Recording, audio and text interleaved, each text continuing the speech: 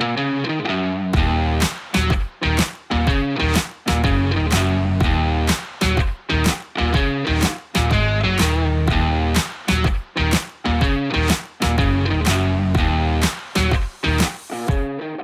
listening to the Utah Checkdown Podcast. And now your host, Josh Furlong.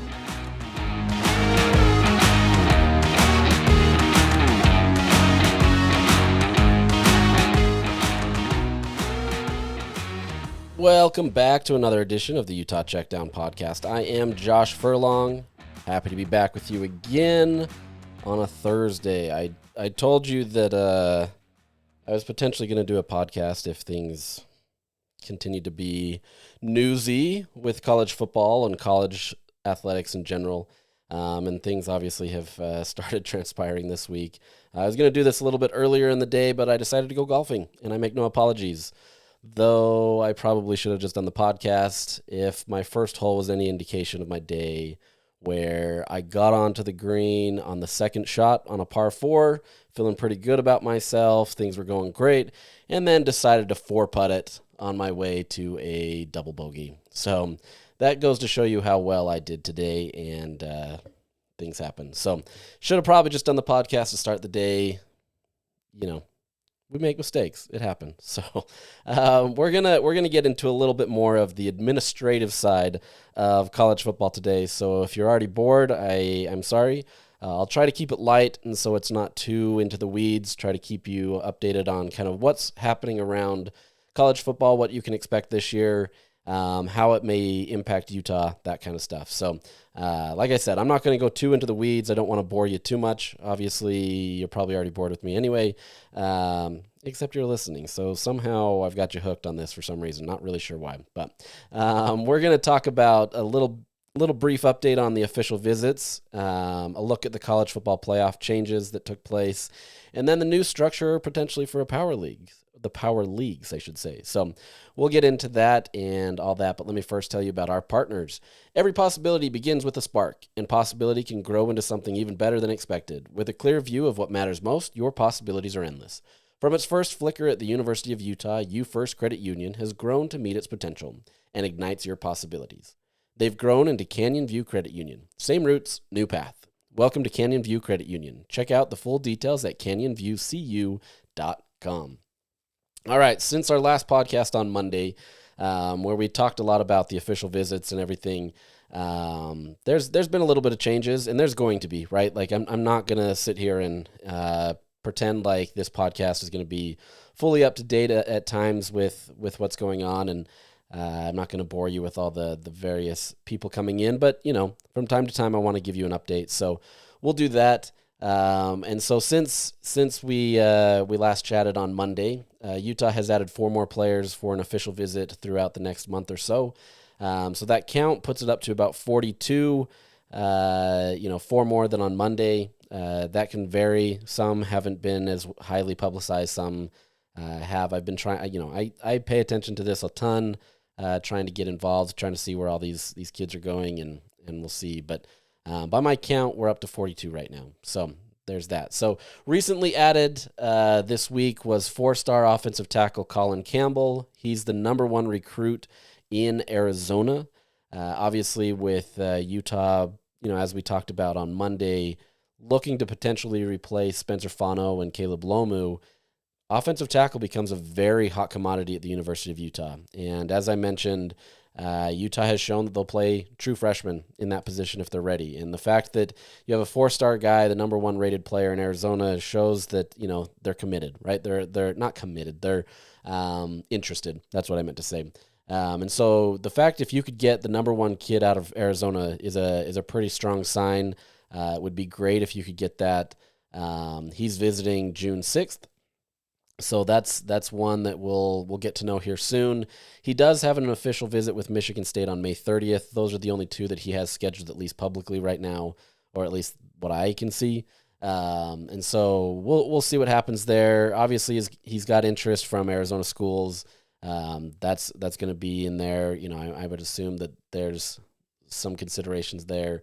But if you can pull the number one player from Arizona, especially in a position of potential need, that's a huge win for Utah if they can get that done. So obviously a big name to watch going into this season, and we'll see what happens. Also visiting on June 6th was newly announced three-star QB Michael Johnson. He's from Georgia. He's going to be visiting the same time as fellow QB Oscar Rios. He's a four-star guy. The guy that I said is probably the top of Utah's radar in terms of quarterbacks for this class.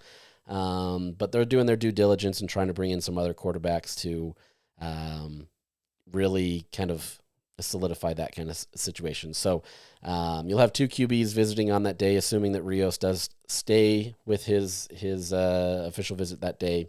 But really interesting to kind of compare these two and put them together. Rios obviously is the higher rated player and would bring the more attention, the QB that Utah would want the most. But you've got to get your options and you got to get some guys in there. So really fascinating to kind of see how this works. It could be a very QB/offensive heavy day with Colin Campbell there as well, and kind of looking to say, hey, here's your future kind of situation. So there's that. And then two other players were announced who will be visiting on June 10th. The first is four-star wide receiver Chase Campbell. He's from Texas. He's actually the number 2 rated player in Texas, which is pretty impressive for Utah, especially at the skills position. To get an official visit there, he's rated the 20th best receiver in the country. And he has, guys or schools all over the country seeking him out. He's got official visits scheduled with Arkansas, Tennessee, North Carolina, Kansas State, Texas Tech, Oklahoma State, and Baylor. So Utah will be one of many there. Those Big 12 schools especially, he's doing kind of a rapid fire official visit season. So he's going to jump in there and have one almost every other day for that little bit. So it'll be a quick visit, but one that Utah has the potential to be able to highlight. Obviously, if Utah can show that they need wide receivers and that there would be an open room and open competition for that. But if you can at least get in his ear, show out at the campus, kind of show what you can be, and then if Utah can back it up this year on the field. I'm not saying that they get Chase Campbell, but those are the kind of names that you need to get to kind of start increasing your chances, right? You've got to be able to kind of showcase your ability there. And so, that'll be a tall task to be able to get Chase Campbell to commit to Utah, just the optics of it, everything, obviously the teams that he's visiting. Texas Tech alone could probably pay, a ton of money against all those teams and win just based on money alone. So, really interesting, if they can keep in his ear and if they can back it up on the field to kind of show, hey, we can highlight wide receivers, there's a chance, right? There's always a chance. But the fact that you can bring in a guy like that shows that Utah's making some inroads, obviously a lot of room to work with, but it can be an attractive place, especially since Utah really can use more wide receivers, especially top-end receivers. And then lastly is a 3-star defensive end in Prince Williams. He actually took an official visit to Utah back in March, so he's familiar with the campus. He's close by, has a good reputation with the coaches there and everything there. He's the number 3 rated player in Nevada, but he will also be visiting on June 10th. He already has Utah in his top 5. The other 4 are Arizona, BYU, Miami, and Wisconsin. So some good names there to be able to compete with, and a good potential for Utah to be able to add another defensive end that could be talented for the Utes. So a lot of highly ranked players here in terms of their respective state classes. A lot of guys that they're looking for, guys that are getting offers from a lot of other programs that are wanted. And so we'll see what happens, right? With 42 players coming in, obviously not all of them are going to sign with Utah. There's going to be some that are taking a visit simply as kind of a gesture of kindness of being able to recruit them. Utah may have been first, or it could have been, they want to keep good graces there, and you keep that door open for potential transfer portal market type stuff. But by and large, as I mentioned on Monday, this becomes a very pivotal part of the year for Utah's recruiting. Utah always kind of starts a little bit slow. They've been ramping it up a little bit more by getting it in the summer. But by and large, this is becoming the bulk of their recruiting period. and where you're going to start seeing a majority of their class signed, or at least committed before the early signing day in December. So this will be a pivotal point, and we'll see what happens. The official visits that we're going to start seeing come next week, and so we'll get into that. So let's jump into some of the more administrative stuff for college football. So it was announced today from the College Football Playoff Management Committee that they were making changes to the 12-team playoffs. Now, this isn't any of the changes that have been talked about recently, where potentially expanding to 14 or 16 teams. There's 1 year left on the contract for 2025, the 2025-26 playoff. It is 20. Yeah, it doesn't matter. It's the 2025 season playoff. We'll just leave it at that. Those are already under contract. Moving forward beyond that, that's up in the air, and there's been a lot of discussion about how to move forward with that. There was some conversation if they changed this year to kind of, move it to a different model. But for the most part, that has kind of stayed the same. So the 12-team playoff is around for one more year. The expectation is that it'll grow beyond that, but right now you will have one more year of the 12-team playoffs. And as it was seen, there was some nuances to the 12-team playoff that really kind of confused people. It really didn't make a lot of sense. It wasn't a straight seeding in terms of the committee will rank the 12 teams that are in and seed them based on how they felt were the best. What had happened was the top 4 conference champions got the top 4 seeds. Now, that didn't always, sit well with a lot of people. For example, a team that was ranked 2 the entire season, at best, is now number 5. And then that gives them actually a better spot than even the number 1. You saw Oregon was the number 1 team in the country and ended up losing their second round game, which is their first game because they got the bye, but they ended up getting a harder draw based on how it went. So it wasn't an exactly perfect model.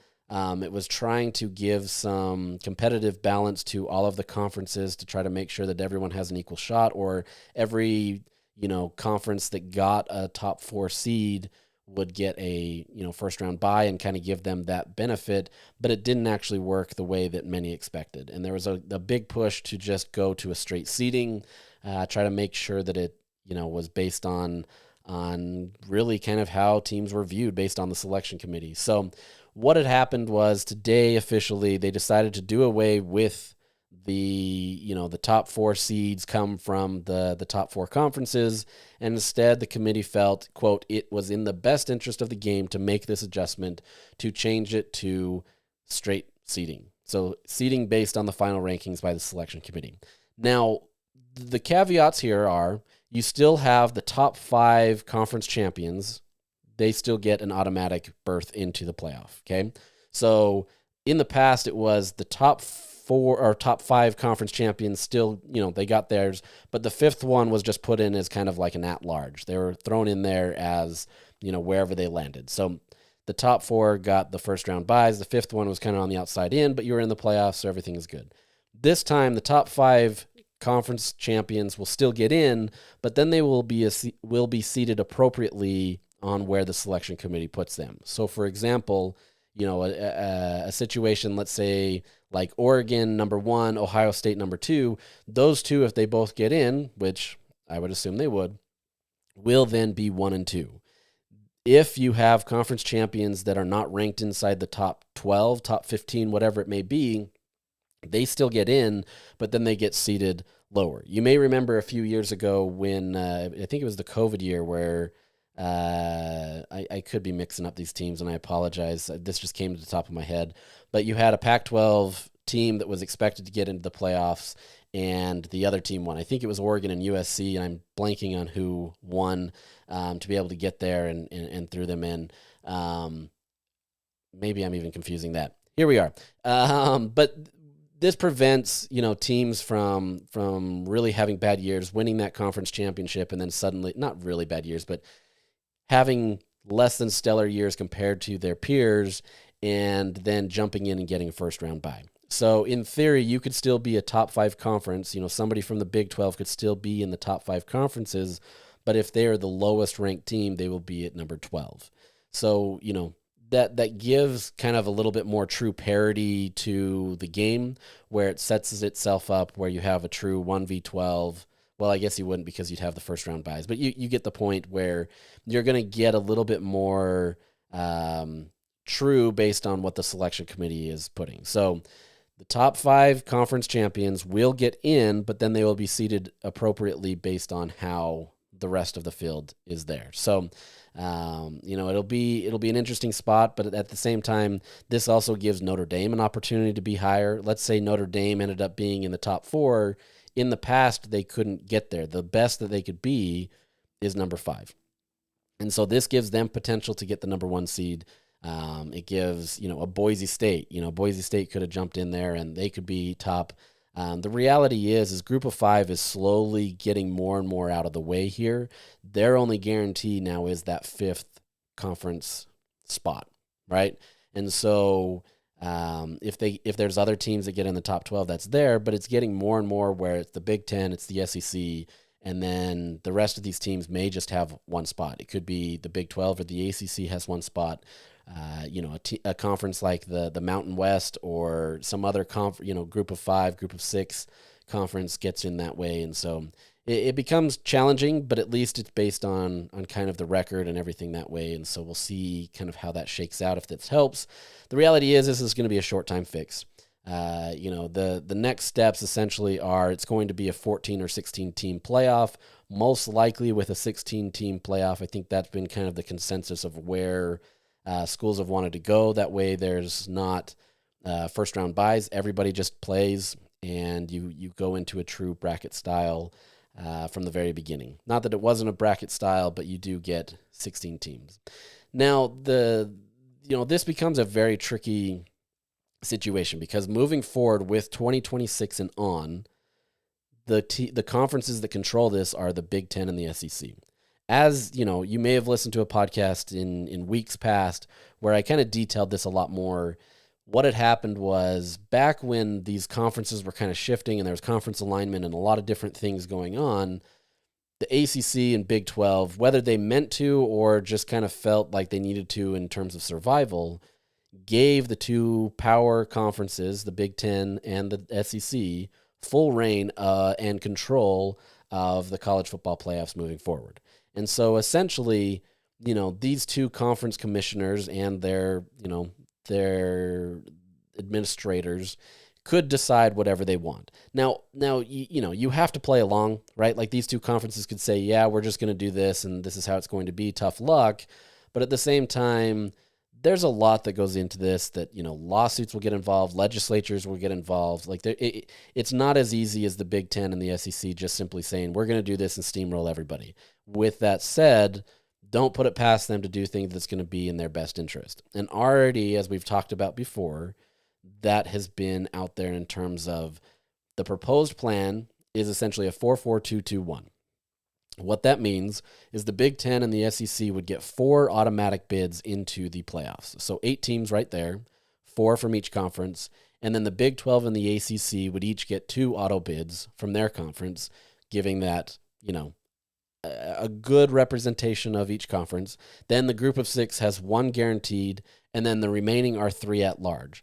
If Notre Dame is in that top 15, top 12 scenario, they are also guaranteed a spot in there. So that essentially leaves 2 at-large teams left.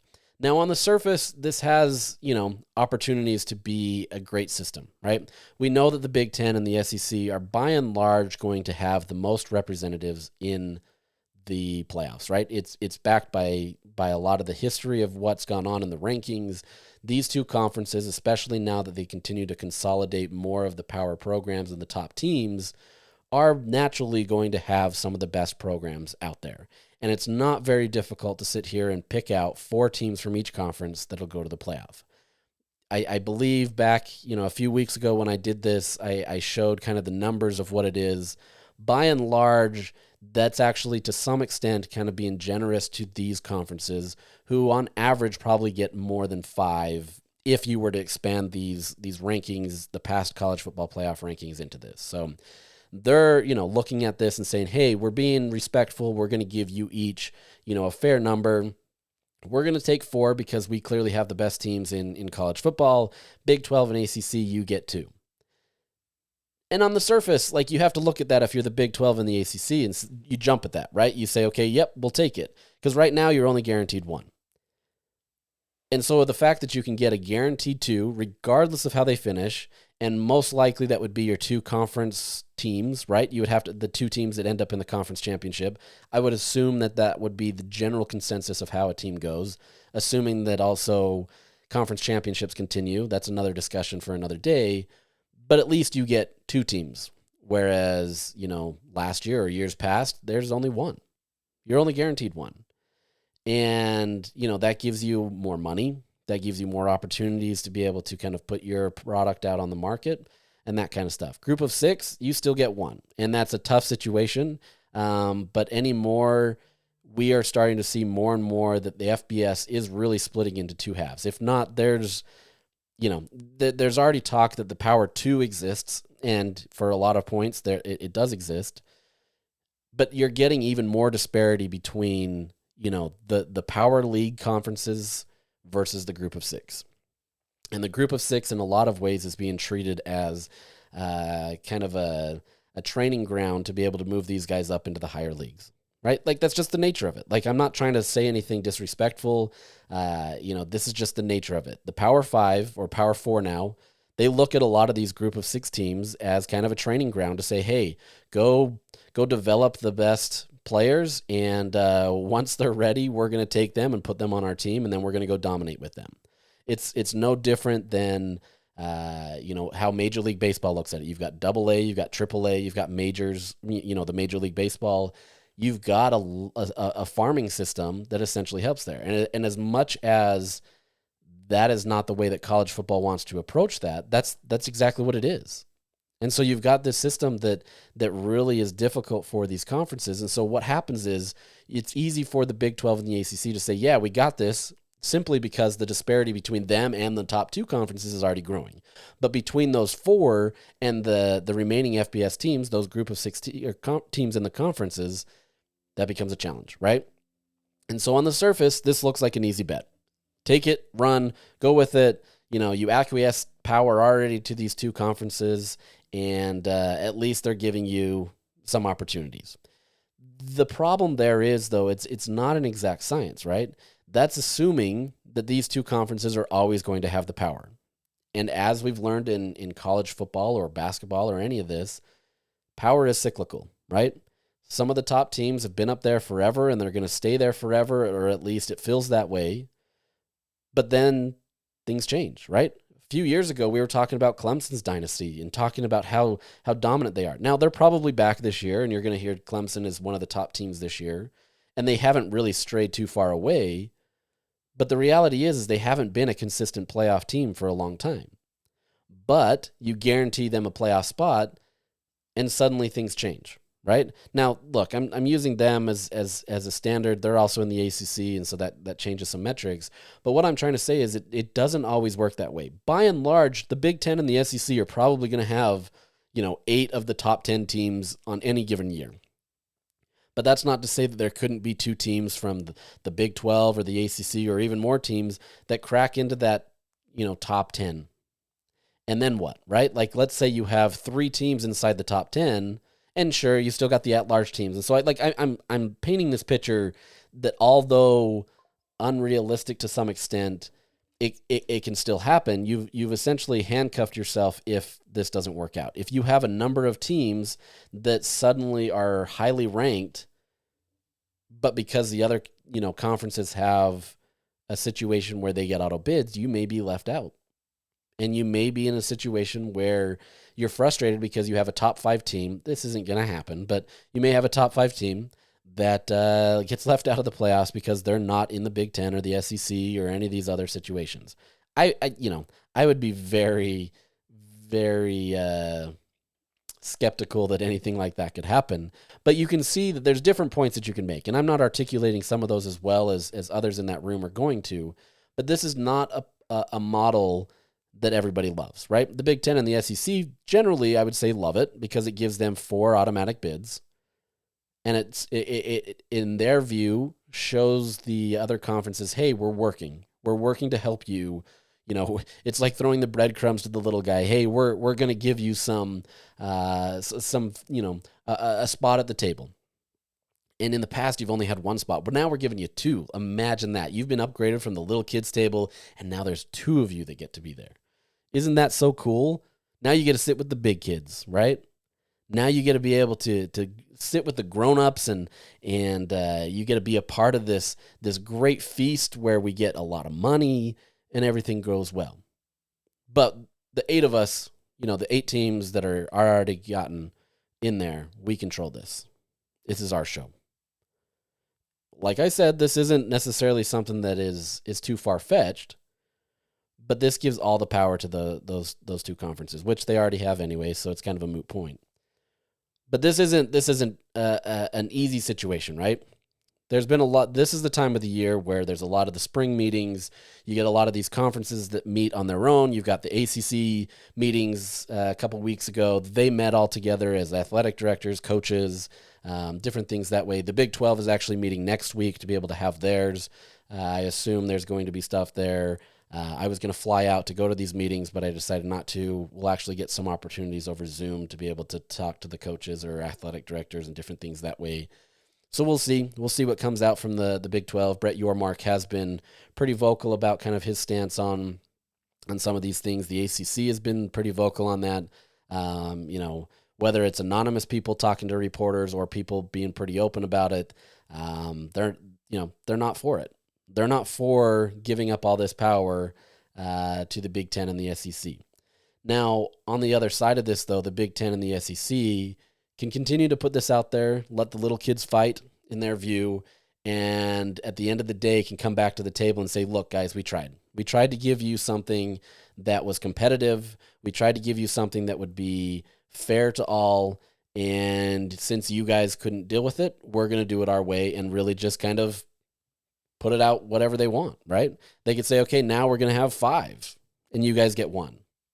They could do whatever they want, right? And these guys, like, it's really easy to talk about them as unembodied commissioners, but at the same time, they have to work with their peers, right? Like, the Big Ten and the SEC could steamroll, and they could do that.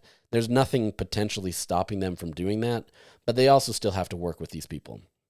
And it becomes very toxic if that's the situation. And so there's I can't imagine a world where they kind of wash their hands and say, we tried, and then steamroll, but it's not out of the realm of possibility either, right? Conferences are going to do what's in the best interest of their conference.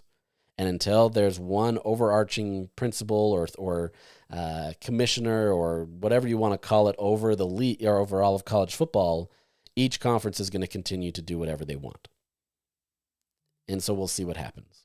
Now, the one caveat here is Ross Dellinger of Yahoo Sports. If you don't follow Ross, I recommend it. He's great at all this. This is kind of where his bread and butter of reporting. He's phenomenal at getting into these meetings, getting into the weeds, and trying to digest it in a way that it makes it easy for us as plebeians.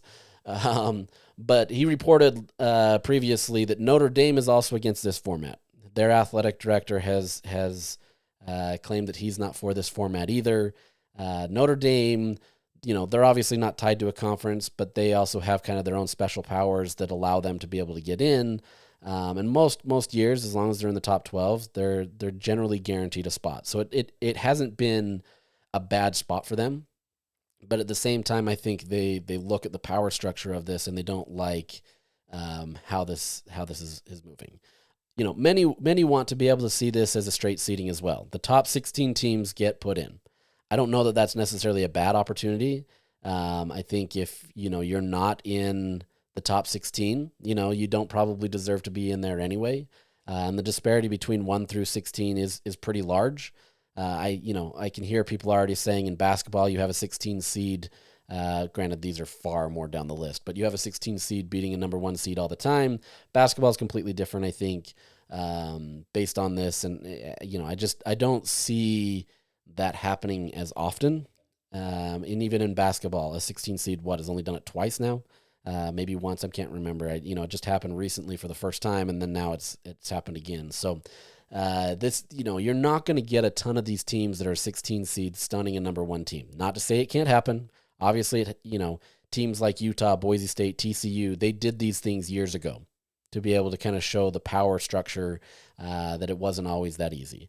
But the reality is these are few and far between, and most likely, anyone even beyond number 16 is probably not going to get in there anyway, assuming that the selection committee is ranking these appropriately, right? And you can have your arguments about the selection committee, but at the end of the day, this committee is put together by the people in charge that decided to say, hey, you guys go figure this out. And if they got that wrong, that's on them, right? That's how it works. But the thing is, the top 16 teams are the top 16 teams for the most part. As I'm doing my rankings for the AP poll, there's a lot of flaws to that system, right? I don't love it completely at times. Ranking is not always a apples to oranges comparison. It's not always an apples to apples comparison. It's a very difficult situation that it's tough to be able to rank teams that have different strengths of schedules, different things that way. Now, I would hope, that the selection committee has far more resources than I do to be able to rank these teams. But the reality is it's still not equal. A team like Boise State does not have the same rankings or the same strength of schedule as a team like Georgia, right? They just don't. Now, some years that may be closer, but other years it's not. They're going to play a much more difficult schedule each year. Look at the Big 12 teams that were added 2 years ago. The BYUs, the Cincinnatis, the Houstons. I'm blanking on the fourth. UCF. They found out quickly, and Utah found this out, early on when they joined the Pac-12, that a Power 4 conference schedule is much more difficult. It's much more challenging to be able to have the depth and the year-over-year competition that it takes to win at a high level. So, it's hard to rank these things, but, we're going to see. So there's not a consensus yet on what the 2026 seeding will go. It may follow that 4-4-2-2-1 model. It may go to a straight seeding. We'll see. They do have to get it figured out sooner rather than later, but they still have some time. They've got to get that done. They've got some contracts that they need to sign with the networks, different things that way. But for the most part, it's looking like it will expand to probably 16 teams, maybe 14, but 16 seems the most likely. The question remains how they will be seeded, how they will be picked. Will there be at-large teams, that kind of stuff. So not much to worry about there, but you have to look at where the Big 12 and the ACC specifically stand if you're Utah or any teams in that situation to kind of see your access to it. Right now, these teams are very happy to be able to be in the system that they are because there's a guaranteed spot. Every team in the Big 12 right now knows that if they win the conference, which is no small feat, if you win the conference, you're guaranteed a spot. Unlike Utah a few years ago when they were in the Pac-12 and they were, the 2019 season, they were on the doorstep of a playoff. Now, look, they didn't deserve the playoffs because they lost. I'm not trying to sit here and advocate for Utah there. This is, they did it themselves. But maybe things changed based on how they viewed it. Obviously, if there was an expanded playoffs, Utah would be in because you'd have two teams from the Pac-12 that were ranked pretty highly. But you look at that and you can say, hey, we don't have to, I don't want to say you don't have to try as hard, but the payout at the very end is that you get a playoff spot, right? And if you're still competitive and you still are in that spot, maybe there's a chance to get an at-large bid. Those things still exist. Whereas in the years past, a 4-team playoff obviously only rewarded the top 4 teams. It was a much more difficult challenge. So really fascinated to kind of see how this develops.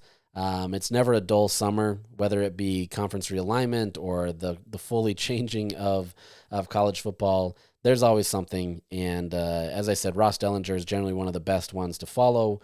There's plenty of other reporters out there that you could follow, but he seems to be right on top of it, has a lot of insight, gets a lot of scoops in terms of getting insider information that others don't. And so, he's a great follow if you want. I'm not here to carry Yahoo Sports' water, but he's definitely one of the best out there. So now as part of that, we'll transition to the last part of this, and this is where it gets bogged down even more. The 12-team playoffs, 16-team playoffs, whatever it may be, that's pieces of cake compared to this next level of intrigue into college football. So, I'm not going to get into all the nuances of this. There's a lot of background here, and I've tried to give a lot of this over the last few podcasts to kind of give that if you really need a refresher on that, go back and listen to the podcast where we talked about the house settlement and the different structures of college football. But, the short version is the NCAA is still trying to settle this house settlement. This is the pay for play, not pay for play, but to pay athletes from the athletic department.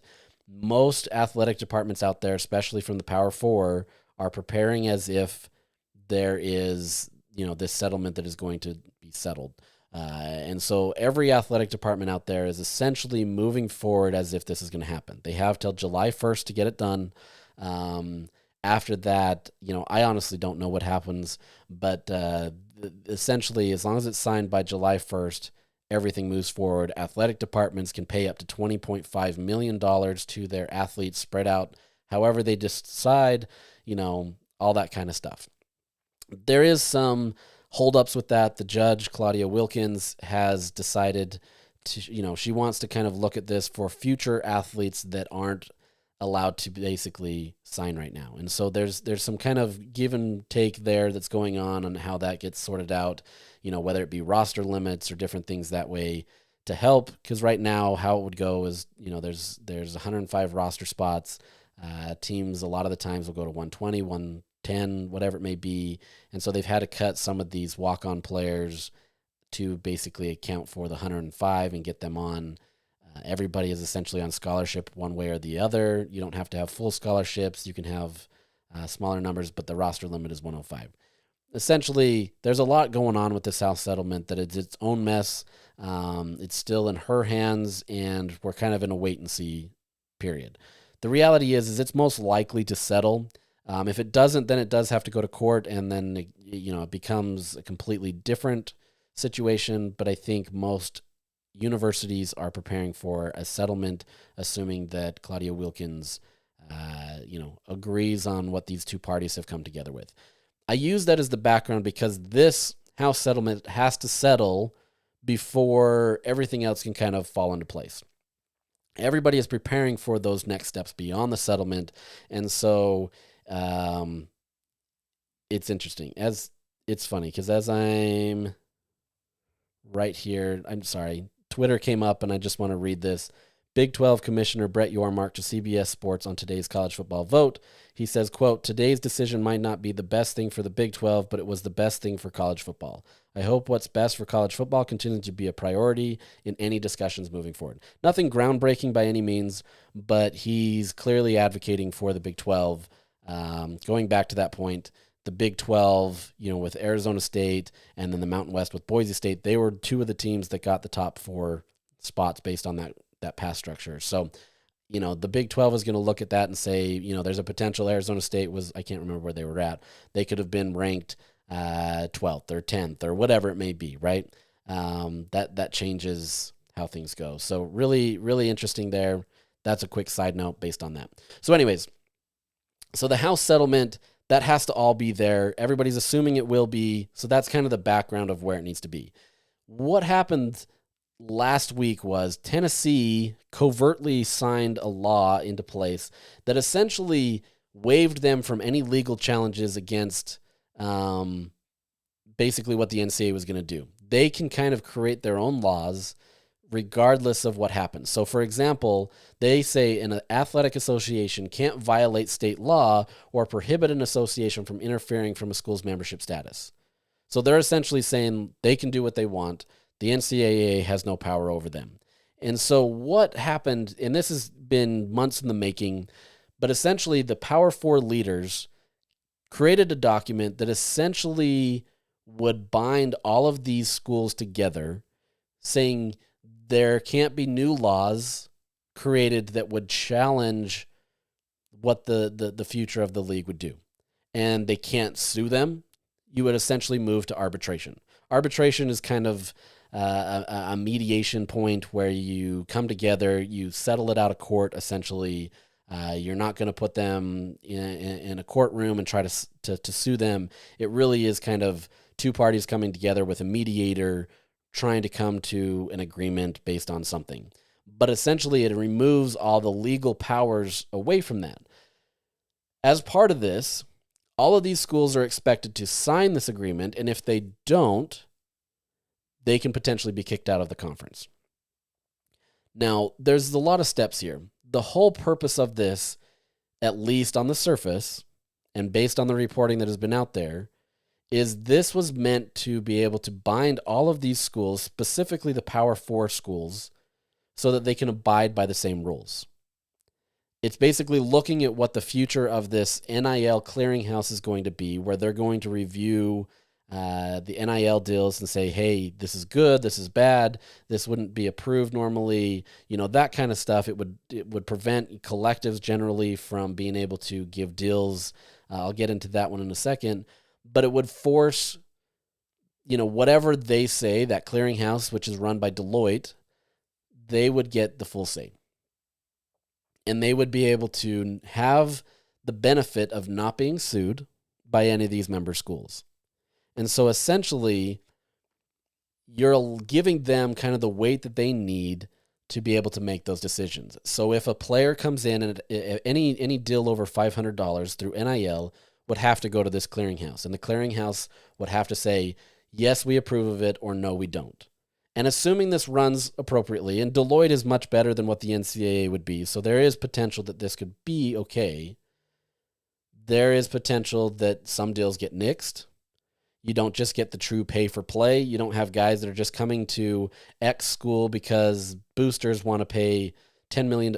Nobody's paying $10 million, but let's say they're paying $500,000 to an athlete with no real NIL value to it, right? True NIL is supposed to be you're getting paid for your name, image, and likeness. So generally that's through commercials, that's through promoting something using your name, that kind of stuff, right? Or your jersey sales, whatever that may be.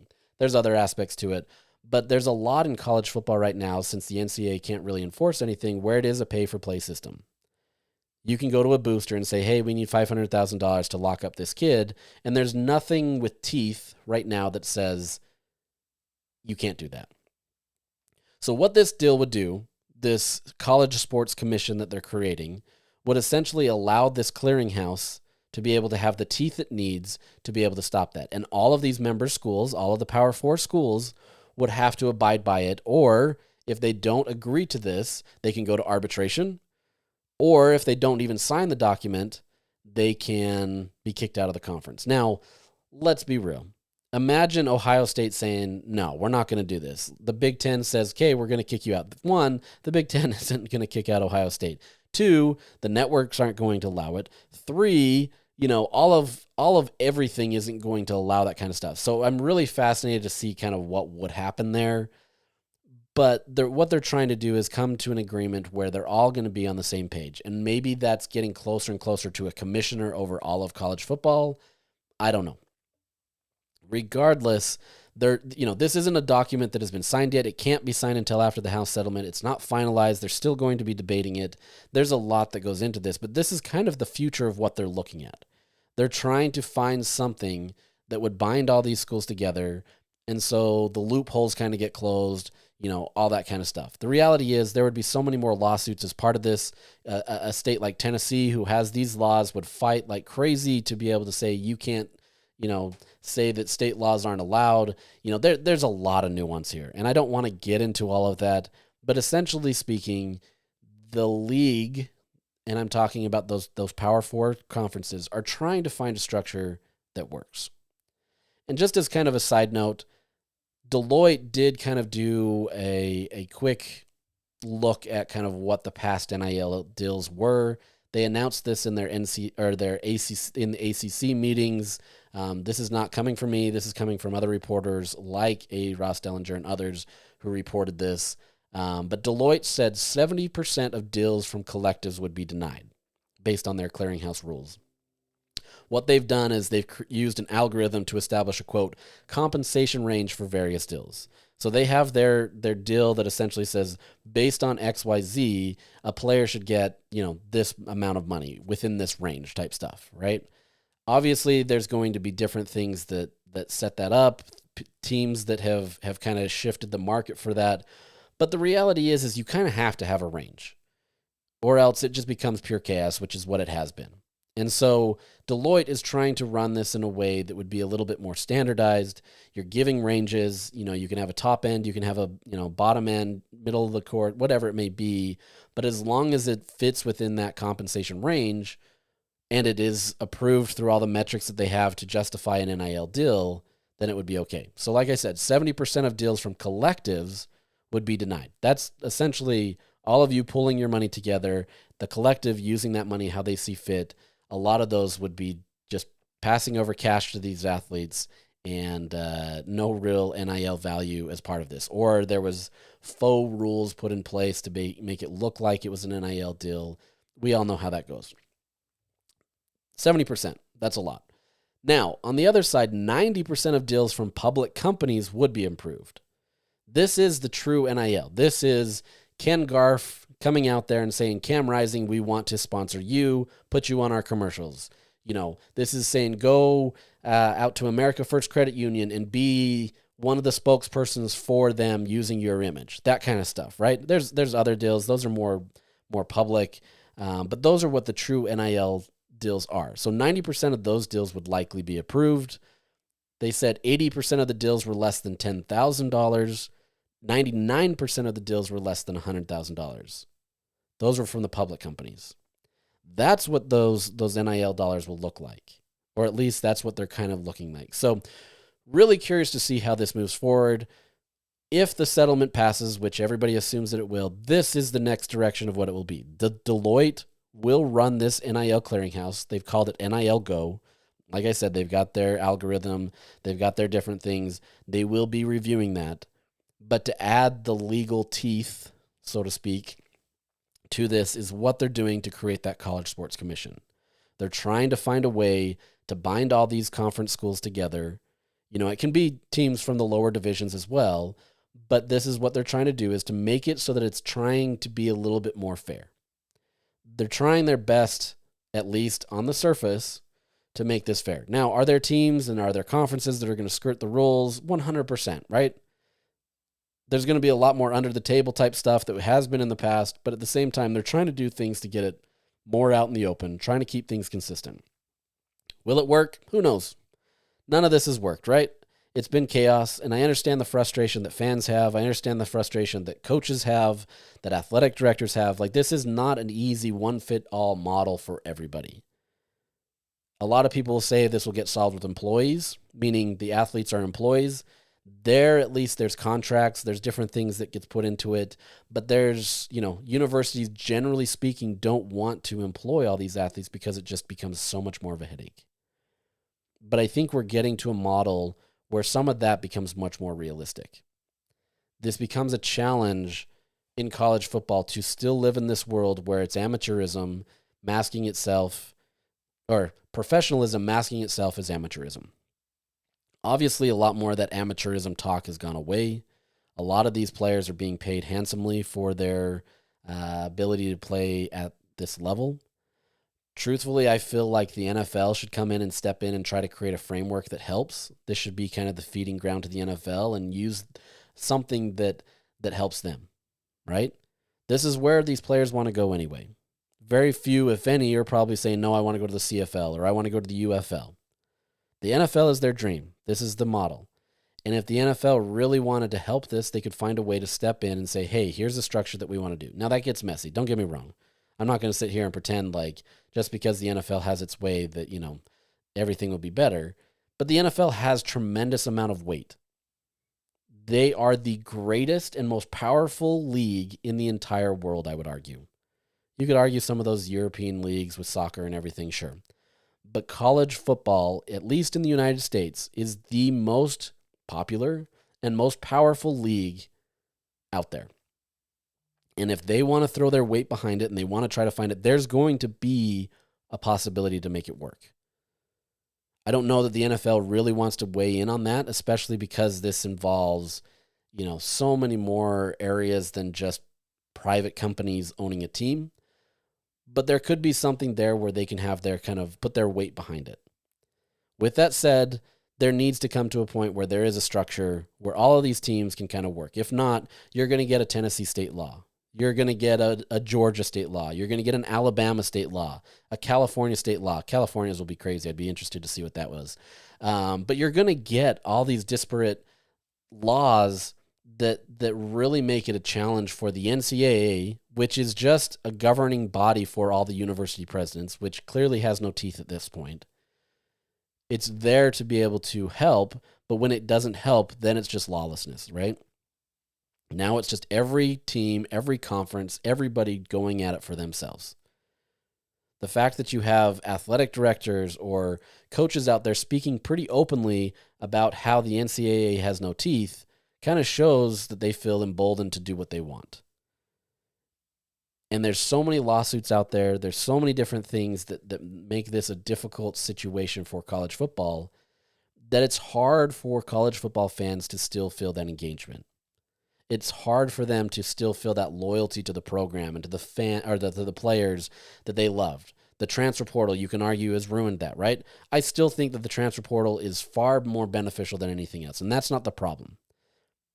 The problem is people are more worried about the money, and so that's adding that extra layer to the transfer portal that really makes people upset. But I don't blame fans right now for feeling frustrated, right? Forever it was, oh, these players represent my school. I went to this school. My family went to this school. Or even if you didn't, you had some allegiance to that school.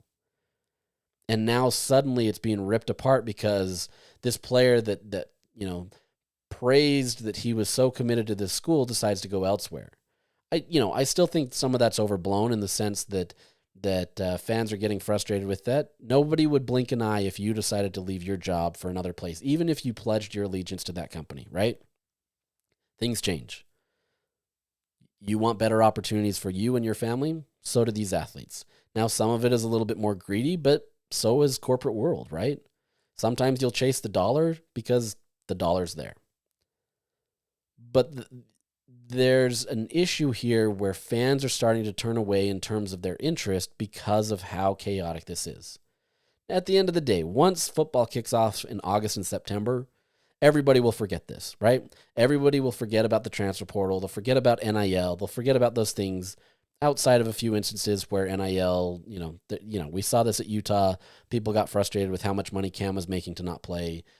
Unfortunately, there was some negative sides of that. But the reality is all that is forgotten once the football is kicked off. And we go back to loving college football and everybody's excited. You rally around the players that are on your team and you're excited. But all of the distractions, the problems part of this is the non-football playing days are so much greater than the playing football days. And so there's a lot of noise out there that allows you to kind of doubt your fandom in college football. And I'm not saying you're wrong.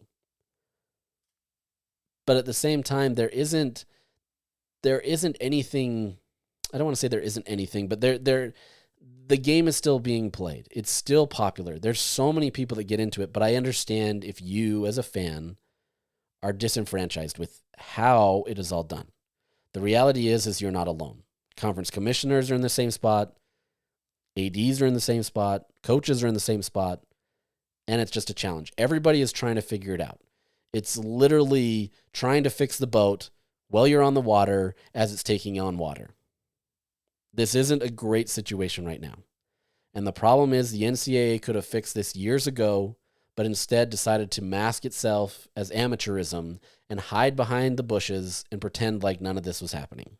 And then once it all came forward and lawsuits started to peek out and the real weight of this started to kind of showcase itself, they were left sunk. And now this is where we're at. So you can blame the NCAA, you can blame all the member schools, you can blame a whole bunch of people, and you'd probably be right. But this is where we're at now. And as much as everybody's trying to fix this boat with Band-Aid and duct tape and whatever it may be, there's no strong leader, there's no strong solution. You now have two conference commissioners, two conferences that are saying, hey, we're the top dog and we're gonna do this, but at the same time they have their vested interest. And they're not always looking for the people that are in the bottom of the ship that are taking on water that are suffering the most.